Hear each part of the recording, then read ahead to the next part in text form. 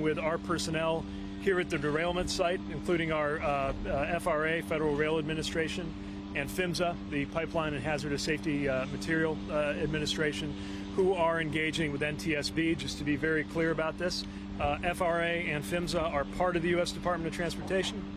NTSB is not. They're independent for very good reason. We respect their independence, but we also work with them to make sure that we're responding to their findings and that we're supporting their fact-finding work. I was also able to spend time with a number of federal personnel, including EPA, FEMA, and others who have been doing phenomenal work from day one in order to make sure that this community is supported. That includes, again, not just the presence that our department had from the early hours of this situation, but the presence of public health personnel, environmental personnel, and emergency management response personnel. Spent time with not just federal folks, but state leaders, including Ohio Emergency Management, and local leaders from the county and from the community, council members, and the mayor. Had a good conversation with the mayor, who is clearly very focused on supporting this community and helping the community move forward, as well as other village staff, including the village manager, waterworks leader, and the fire chief. And I just have to say the resilience, the resolve, and the decency of this community as they have gone through both this disaster's immediate impacts and the swirl of national and international and political attention that's come their way. Their decency and resolve has been inspiring. I also want to make sure to acknowledge something that happened yesterday. A plane crash took the lives of 5 people working for CTEH. That is a firm that is involved in this cleanup. I met with some of their personnel earlier today who are mourning the loss of their friends and colleagues, some of whom were involved in this response as they were on their way to another one. And NTSB is involved in the immediate response to that crash. But my heart goes out to the people who are already in a very stressful situation here and are now having this added pain and facing it in a way that, again, is inspiring and moving. I also spoke today with the chair of the NTSB, Jennifer Hamady. As you know, they have released their initial factual report. Their final work on this will take a while to come out. But having these factual findings is an important step toward being able to move on to the phase of policymaking. And while we will, of course, wait for their analysis and recommendations at the end of the full process to make certain judgments, we will not wait for that process to run its course to continue doing everything that we can to raise the bar on rail safety and to hold people accountable. And that's the other part of what my visit here is about, to make sure that we can assess how to drive the best safety improvements across our national transportation system. And to any national political figure who has decided to get involved in the plight of East Palestine, I have a simple message, which is I need your help, because if you're serious about this, there is more that we could do to prevent more communities from going through this. We've laid out a set of actions that DOT is taking, some of which were already underway, others which we're adding to the agenda. A set of things that the railroad industry needs to do, including better informing communities when hazmat is coming to them, something I've talked to the governor about and strongly agree with him on, and including steps to take care of their workers and their system, and things that we need Congress in order to work on. And again, anyone in Congress who cares about these issues, they are welcome to come to the table and work with us to get things done. So anybody who is interested in that, I'm going to hold them to that. But we're also holding ourselves to the highest standard in terms of the work that we're doing and the work that we're going to continue to do to both respond to this incident and to make sure that we make rail safer for everyone who lives in a community that is close to rail lines and anybody who is involved in freight rail at all. With that, happy to take a few questions. There's a lot of trauma in this community, a lot of emotion. and as you noted, a lot of politics too. Now that you've seen the wreckage and spoken to the people, was it a mistake not to come here sooner? You know, what I tried to do was balance two things: my desire to be involved and engaged and on the ground, which is how I am generally wired to act, and my desire to follow the norm of transportation secretaries, allowing NTSB to really lead the initial stages of the public-facing work.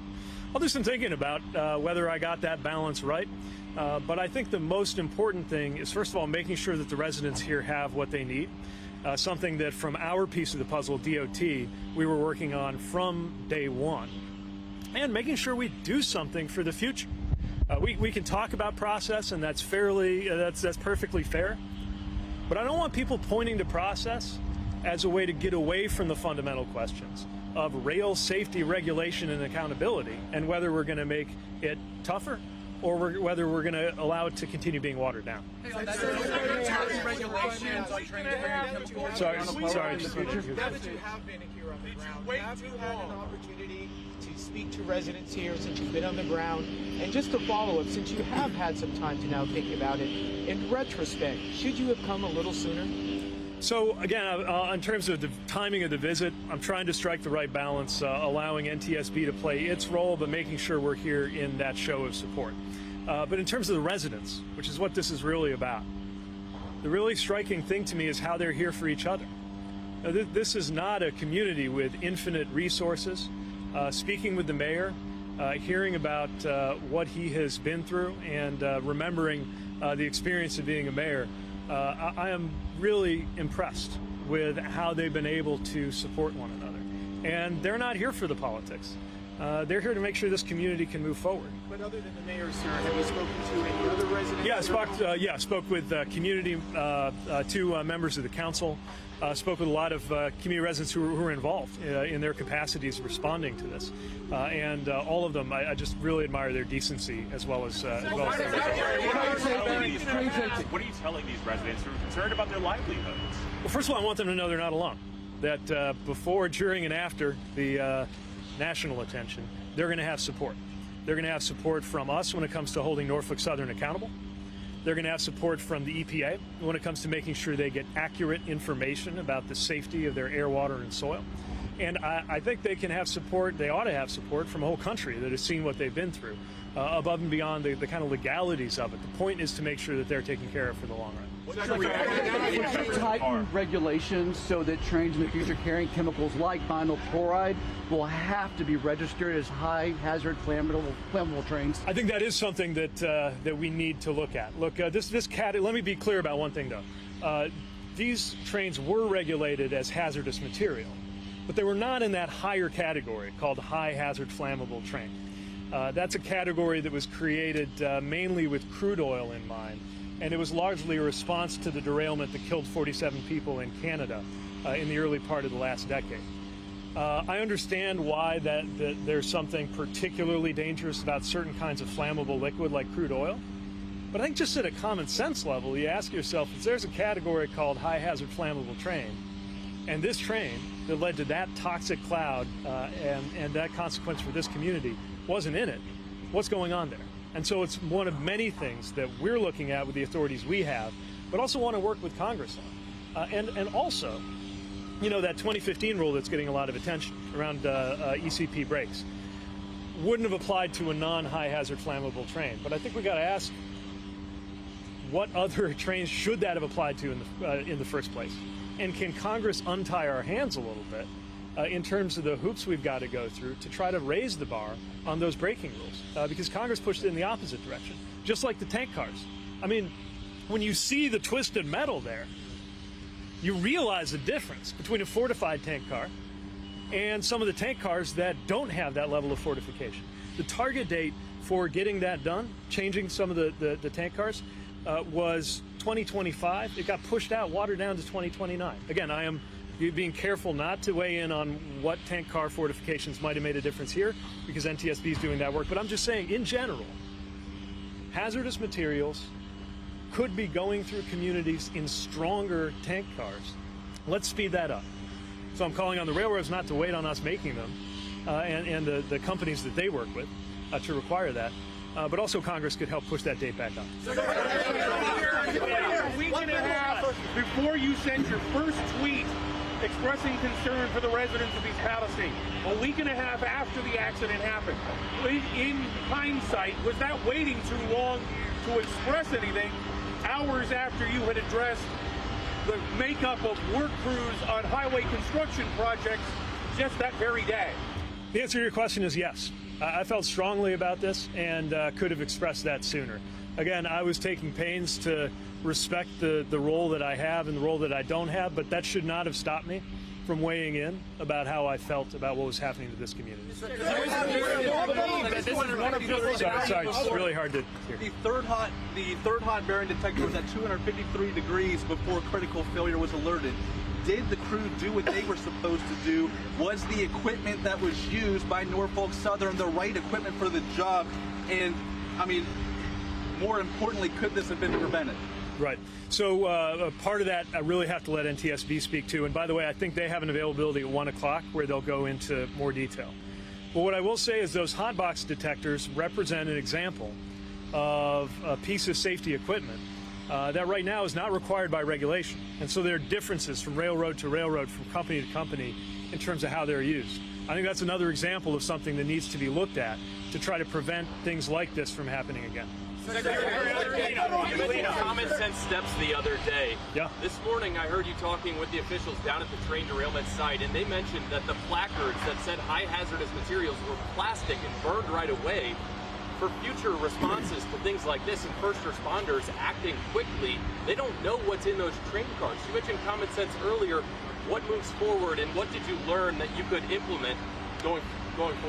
That's right. That's one of the reasons I'm glad I was able to see this site directly. The moment you see the twisted metal of those tank cars, you understand how a placard indicating the hazardous material on board will not survive for more than a second in the kind of heat that this site created. It's one of the reasons why we called for railroad companies to proactively share more information on the hazardous materials on their trains moving through communities. That goes through a piece of software called Ask Rail. I think we need to raise the bar on what's expected and on what's required. But I think the railroad industry should be doing more out of the gate. Let me mention one other thing. We fund first responders. Matter of fact, through some of our programming, about 4,000 first responders in Ohio alone have been through the training on hazardous material. I think another thing we can do is continue to increase access so that we know they have access to that Ask Rail app and the funding they need and the training they need, as well as pushing the railroad companies to use it and proactively feed their information out there.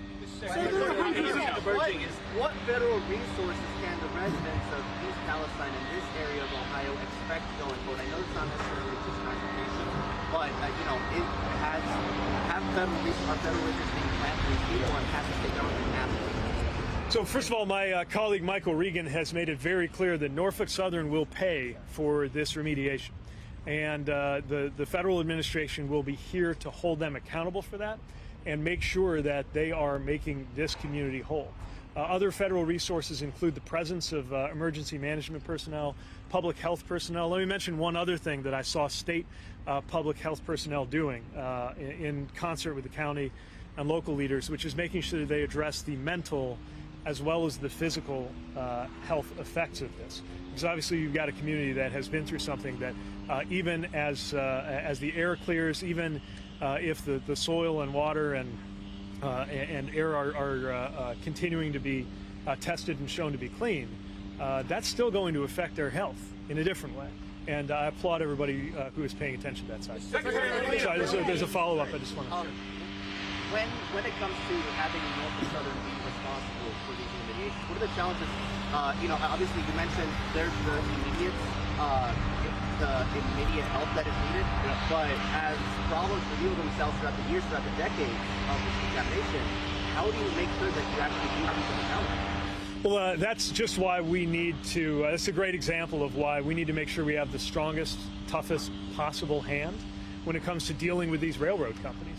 And to me, it's both specific to this location, which is that as long as Norfolk Southern is running trains on this track, and as long as anybody is feeling the impacts of this disaster, Norfolk Southern has to be there, not just this year, not just when all the press are here, but every single day. But also, Norfolk Southern and the other freight rail companies need to stop fighting us every time we try to do a regulation in order to hold them accountable and their other railroad companies accountable for their safety record. And what we've seen is industry goes to Washington and they get their way. They got their way on the ECP rule. They got their way on a Christmas tree of regulatory changes that the last administration made on its way out the door in December of 2020. I think they're getting their way on the fines being too low. I'm sorry, but if the biggest fine we can charge on a violation is $250,000 or less, and that's an egregious hazmat violation to get somebody killed, that is not enough for a multi-billion-dollar company. So what do you do about all that, sir? Well, we're acting on it with the authorities we have and calling on members of Congress to act on it with the authorities they have, and the railroads not to wait on us to require them to do the right thing on their own. But there are literally hundreds of NTSB. Was any concern like this brought up then? Well, I will say this. You know, if you talk to the unions representing workers in the rail industry, number one thing they talk about when I'm with them, before they even get to wages and benefits, is safety. And they have weighed in on safety. Matter of fact, again, if you look at the record and comb through the fine print on the December 2020 rulemaking, under the last administration, there's a whole bunch of comments from labor on why they were concerned from a safety perspective, and then all of the rationale for why their concerns were overruled. We know that, for example, and this is one of the biggest things we're working on, we know that one safety issue is how many people are on a train. This one had 3 people on it, a trainee and 2 others, according to the NTSB report. And that's actually more than you sometimes get on a mile-long train. The railroad companies want to be able to take it down to 1. One thing that workers have told us, unions have told us, and that we feel strongly about, is there needs to be an actual regulation on this. It was in the works. The last administration froze it. From the moment we got here, we've been resuming the work on advancing that regulation because it's an example of something that workers have been asking about that bears on safety. Again, I will stay out of NTSB's business on whether crewing and staffing, how that might have related to this case. Too early for me to go around making judgments on that. But we know that if you got a train that's a mile long and something goes wrong halfway down it, and you got 1 guy on there, that's going to be a problem.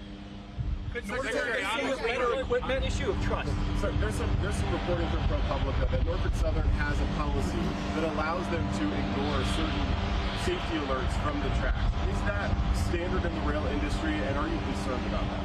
So this is where we've got to make sure that we have enough teeth in our regulations. Some of the things with the hot box detectors are not prescribed in the letter of the law. They're up to the railroad to decide. And I think we need to look at 2 things.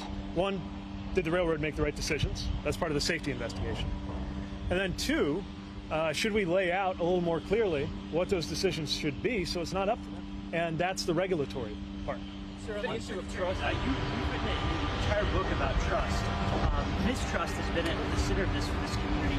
How can you win that back? And do you think we're too far gone in that sense? Secondly, what have your past perceived political ambitions? How have they played into the Republican response to this disaster? Look, again, I'm here for the work and not for the politics. You can sense when you talk to local leaders and local residents that they're getting pretty sick of the politics too. And this national ideological layer that's been added into all of this when they're just trying to figure out if they're going to be safe. And there's no question that there have been enormous amounts of both information and misinformation injected into this situation, none of which is to the benefit of the community when it comes to that misinformation. Did Norfolk So I lost my train of thought. Well, that's what I had to say about that. I guess one other thing. If the same people who want to come here and play political games are the same people who sided with industry again and again and again and watered down rail regulations again and again and again, I want to see where they've had an actual change of heart or not. And if they had a change of heart, I'll take them at their word and we can get work done. Yeah. What assurances can you give the people of East Palestine you're going to hold Norfolk Southern's fire, and then when all the news cameras are gone, all the politicians have left, that they will actually be safe, that they'll have their town back the way it was. That's exactly why we're here. That's why we've been here from the first hours of the incident as an administration. And it's why our interest both in what happened here in East Palestine and in keeping our railroads safe doesn't go away when some other hot news story comes into the headlines. We're going to be here day in, day out, year in, year out, making our railroads safer and making sure Norfolk Southern meets its responsibilities. That is a promise and one I take very, very seriously. Mr. Secretary, what do you make of the assessment? What's your assessment of the cleanup effort thus far, and also Norfolk Southern's role in it? So you can see how hard people are working to clean up this site. And again, I met with some of the folks involved in that on everything from the testing to the remediation. And they are doing good work. They need to be supported. If at any moment we see any evidence that Norfolk Southern is backsliding on their commitments, or that anybody is not doing this by the book and then some, we're going to be there with any authorities that we have on the matter, and this whole administration will, because this is too important to let people down. They blame derail on contaminated So I want to make sure, get people who haven't asked before. Sorry. Secretary Pete Buttigieg. Yeah. You mentioned a national political figure who's decided to get involved. It sounds like you're talking about Trump, and then you said, I need your help. How can he help? Well, one thing he could do is express support for reversing the deregulation that happened on his watch. I heard him say he had nothing to do with it, even though it was in his administration.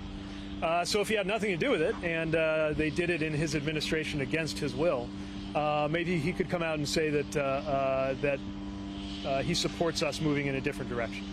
We're not afraid to own our policies when it comes to raising the bar on regulation. And I've got to think that him indicating that this is something that everybody, no matter how much you disagree on politics and presidential campaigns, can get behind.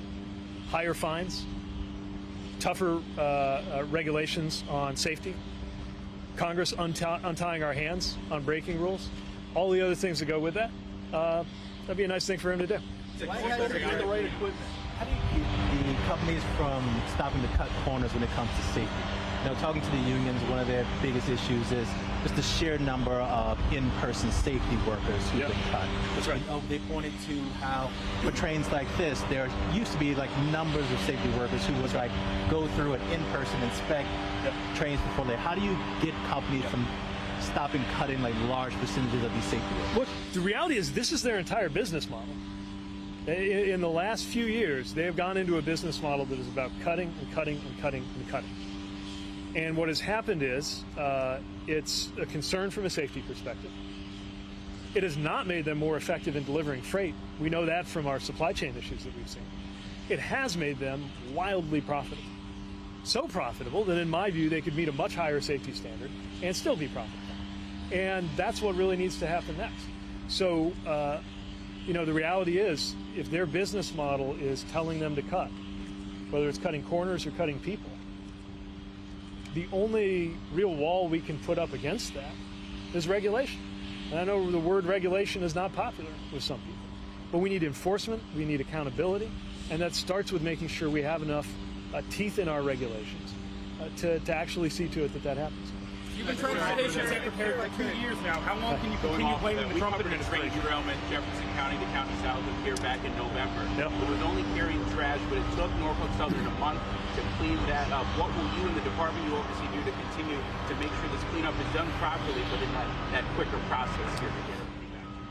Yeah, look, I'm here focused on East Palestine, but there have been a number of incidents, derailments and crashes that need attention, and it gives you if you look at the statistics, you get a sense of what we're up against. And specifically with Norfolk Southern, they need to lead the way in going above and beyond, especially after what happened here. They should have been doing it anyway. And some of their remediation responsibilities obviously is more on the EPA side, and I'd have to look to them in terms of what they can require. But what we're going to require is that they meet the highest standard on safety. Just to follow up on that quickly, in any of your briefings today, concern from residents in our community as well as here is where that contaminated soil may be going. That's right. Any discussion on exactly where that soil may be going? Yeah, one of the things that that I've seen that the environmental folks on the ground here, both the state and EPA, are very focused on is, not just getting through the next day or 2 days, but what happens as water moves through the soil, what happens as soil moves through the area, and what happens to the soil that's being removed. I don't have all of the details on that, but folks are right to be concerned and interested. Yeah. We're talking about regulation, regulatory changes, fine changes. These are things that are political, to take maybe months to take place or to change. In the meantime, these trains are going through other communities in other states all over the country. Is there anything the Department of Transportation, the federal government, can do immediately, urgently, to maybe make things safer? One thing I've ordered FRA to do is stepped up inspection program, what we would call focused inspections on any of the routes that are of particular concern, either because of the nature of the cargo that's traveling there or because of some other community risk. They do a good job to begin with, but what we can do immediately is a level of elevated focused inspection based on what we've learned from this situation. Because you're exactly right. These regulatory processes can take forever. Something that railroad companies have taken advantage of, by the way, sometimes waiting out one administration to see if a more industry-friendly administration will come in and kill them. We're going to work as fast as we can on the regulatory side. We're not waiting for that. We're not waiting for an act of Congress. We're not waiting for a law to change, to do the things that we can do with the powers that we do have. What would you say to some of the residents here who feel as though they're worried about what happens 5 years from now, 10 years from now? They see folks like you coming down here, giving speeches, but the concern is who will be here to watch out for them in the long term? What would you say to those people? Well, they're right to be concerned. Look, some of these issues, health issues, environmental issues, they can last for years. They can last for decades. And there's really just two things I can say. First of all, we will never forget the people of East Palestine, and we will support them with everything we've got. But second, the best way to deal with an ecological disaster is to stop it from happening in the first place. And that's a big part of where my department comes in. And we take that very seriously. It's why we've laid out all those sets of things we're doing, things we want Congress to do, things we expect the railroads to do about that. Hey, Mr. Secretary, on contaminated soil. Is there a plan for the soil that's underneath the rail, where the trains are running right now? Probably better to direct you to EPA for the details on that. But what I will say is my understanding is what you have here is what was needed in order to restore the supply chain and get things moving, but is not the long-term solution in terms of that. And obviously the contamination of the soil will be an issue there. Mr. Secretary, you said there are better cars to transport these hazardous materials, and even talked about some of these being phased out soon. Did Norfolk Southern, did they own these cars? Could they have had better transport vehicles to carry these? Well, certainly I would urge Norfolk Southern and any other railroad to radically accelerate the adoption of these tank cars. It is a little complex. Often the tank cars are owned not by the railroad, but by the chemical company. But the railroad can require that of the chemical company. And we're looking into what we can require of the chemical company sooner, now that Congress kind of watered down the adoption date. So I guess what I'm saying is a both and, right? I think the railroad ought to require this right now, but we're going to make sure we require it on the legal side too. Do you believe that they used the best equipment that they could have used to haul these chemicals? I won't weigh in on that until the NTSB has done their work. I think there's more analysis to be done there. Secretary, talk about what stopped the DOT from, in the 2 years that you've been in office, from revisiting the ECP rule, or for that matter, redefining what constitutes a high hazard climate. Well, the top priority we've had on the regulatory side has been this staffing rule. We can't do everything all at once and realize that we would have to sequence the kinds of regulatory actions we take. And the one we were hearing the most about, especially from workers in the railroad industry, is this two-person crew rule. The other thing that makes it hard on the ECP rule is that Congress, remember, it didn't just get killed with a clean shot, so to speak. Congress basically moved the goalposts on the benefit cost analysis to make it very difficult to keep this rule on the books.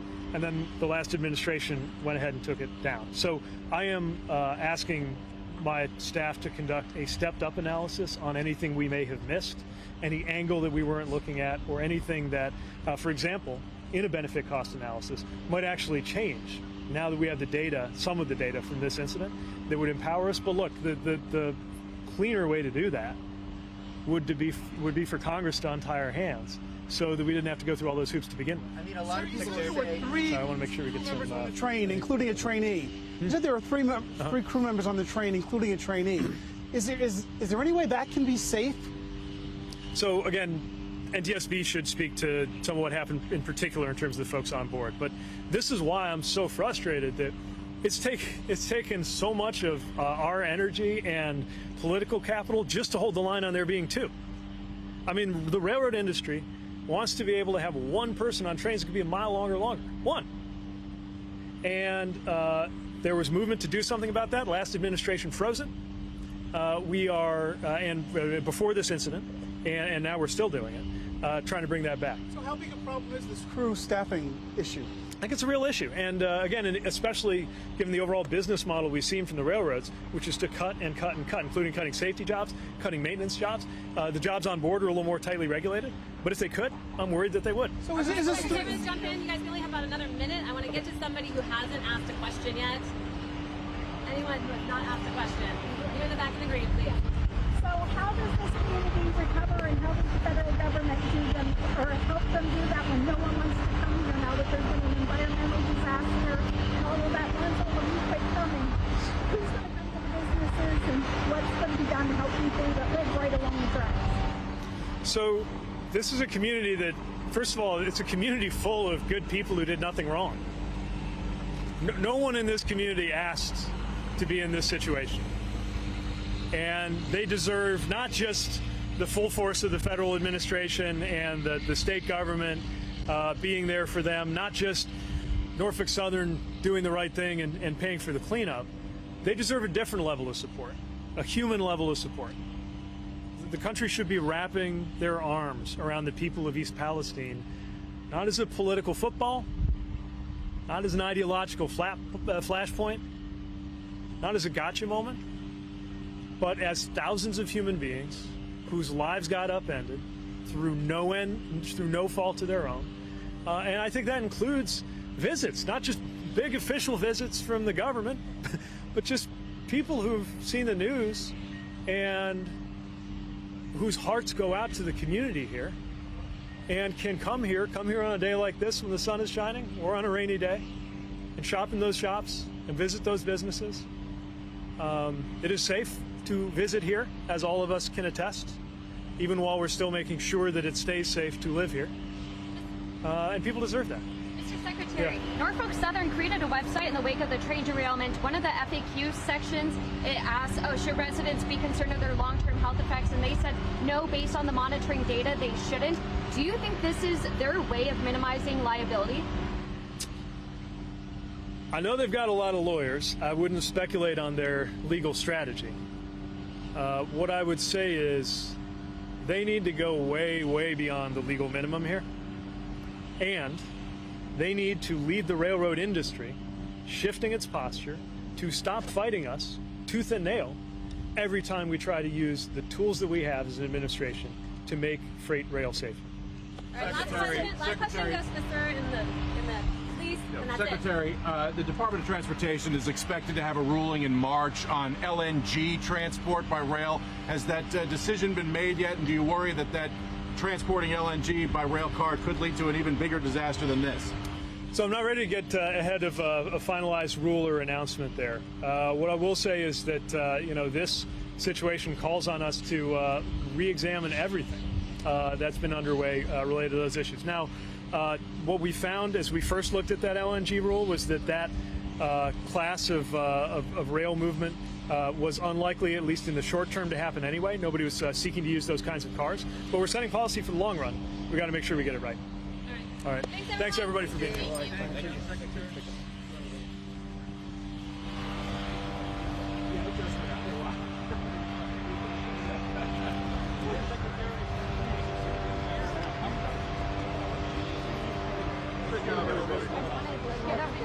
Okay, all right, sorry. I know, I was...